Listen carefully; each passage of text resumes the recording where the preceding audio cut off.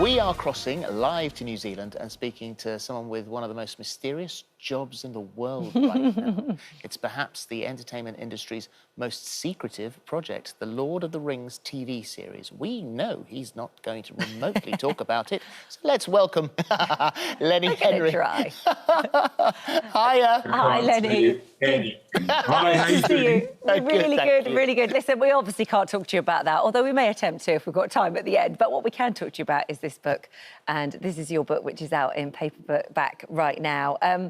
And I tell you what was your decision for writing this book in the first place? Because it's sort of a specific part of your life, isn't it, this one? Yeah, it's a couple of years ago I was approached to tell my story, and once we started talking, we realised that it was possible to split it into at least 3 sections. And my publishers are Faber, and they've worked with T.S. Eliot, who's done about 3 dozen editions of his life story, 0 to 6, 6 to 12, 12 to 4. His life story goes on and on and on. It's kind of like Coronation Street, but for a posh bloke. So we decided to at least split it into 3. So the first bit was from when my mum first came to Britain in 1956, and then her adventures, and then me being born in Britain, and then growing up in Dudley in the 60s, and encountering my mum's instructions to integrate with everybody in Dudley, integrate with the Dudley people, and then get through that, go through racism at school, and then this amazing miracle of winning New Faces when I was 16 and suddenly being thrust into show business. So the first book is about growing up in Dudley and winning New Faces, and that's what it encompasses. And it was really moving to write. They say no tears in the reader, no tears in the writer. And there were many moments when writing this and when watching things like this where I was in bits, because the past, they say, is another country. And when you look back at it, you can see the bits where you were hurting and the bits where you just couldn't stop laughing. So there's much to enjoy. Even on rereading it, there's much to enjoy. And you think, oh, God, I didn't remember that bit. Yeah. But the dredging of it was important for me. Well, it was a process, very cathartic. You did, because you're very honest about your mum, who sounds like she was the most remarkable lady, could command a room, but had a face of granite for most of the time when she needed to, and didn't smile very much. But her punishment of you, which I think you had to clear with the family, really, to make sure they were okay with you putting it in, it was quite severe. Yeah, she was very strict, and I think it was because of the circumstances of my growing up. My birth father was not the father that raised me, so there was a big responsibility on my mum to raise me right, she felt. And in Caribbean culture, and I know it's a trope, but people hit you, and it wouldn't just be your parents; it would be people on the street. I know Mrs. Henry; she would think this was all right. Bang.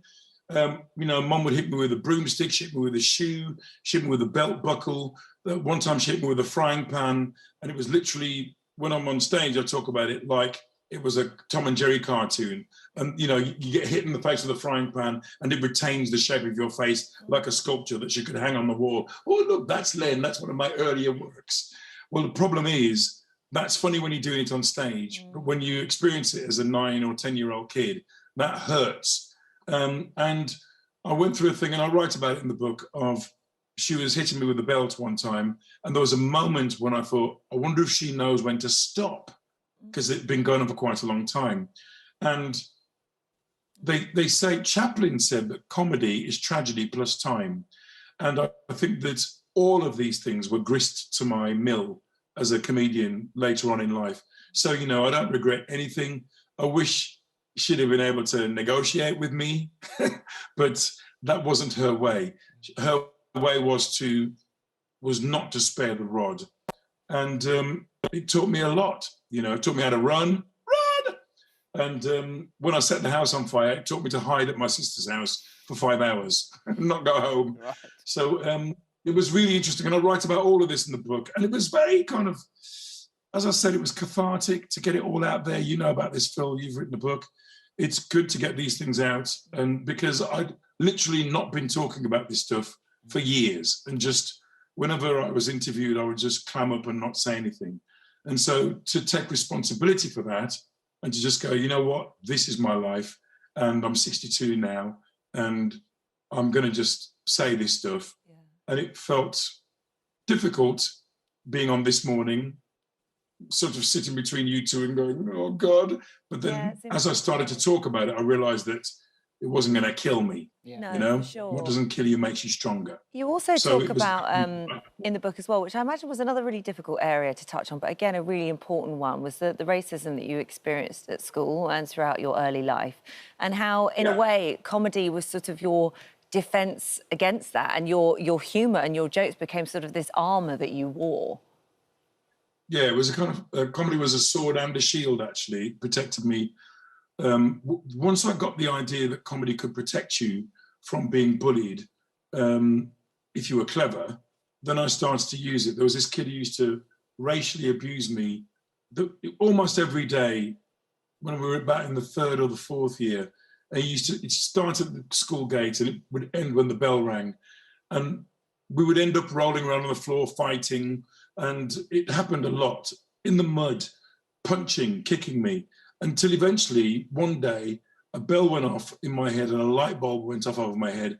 And I said something like, you must really like me because you're always rolling around on the floor with me. Why don't we just go and have dinner and a movie? And all the people that were watching the fight, who used to go fight, fight, fight, suddenly started to laugh. And I said, I know, why don't we make an appointment for tomorrow? We'll go and have a curry and we'll chat about this. And he started to kind of get really angry that his pals, who usually were on his side, were laughing at him. And I sort of went, I'm going to keep doing this. And so every time he started something, I would have a go back at him. And it made me realise that comedy can be a shield as well as a sword. Yeah. And that continued right through to the 5th year until eventually he left me alone. And suddenly I had these friends. And because my mum had said, you must integrate with the Dudley people then, I had these friends called Graham Rose and Graham Willits and Jake Cook, who would stand behind me and go, Lenny's all right, leave him alone. Lenny's got talent. He's going to be all right. You're rubbish. And they were right. Because you do go through the amazing fact that where you were discovered, and that's all in the book as well. Didn't tell your mum about the audition. And so that would have been. She wouldn't let me. She wouldn't let me come in the house after the audition until I'd done the whole thing on the front doorstep. Did you make her laugh? Yeah. You did make her laugh.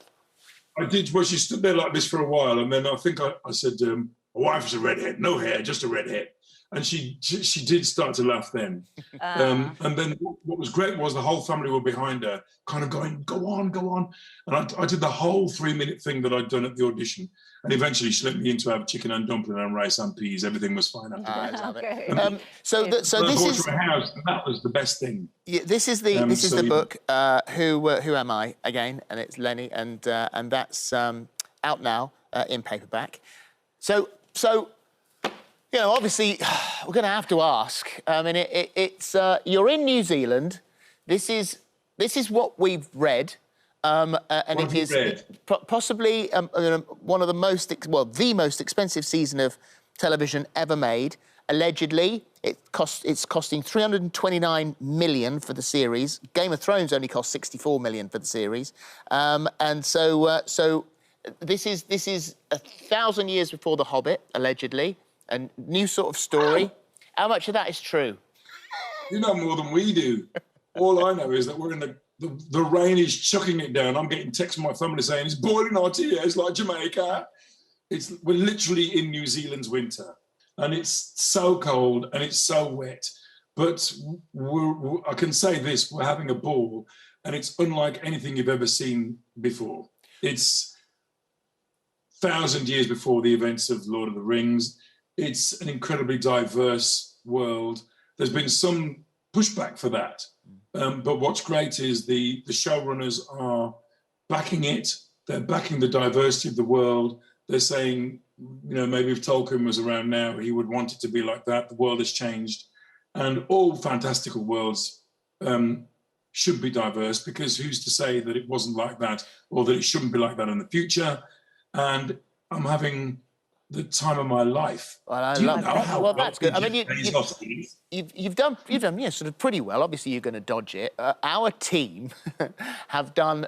We have a very, very good team. They have done some serious online research. Of course, there are Lord of the Rings fans who know absolutely everything.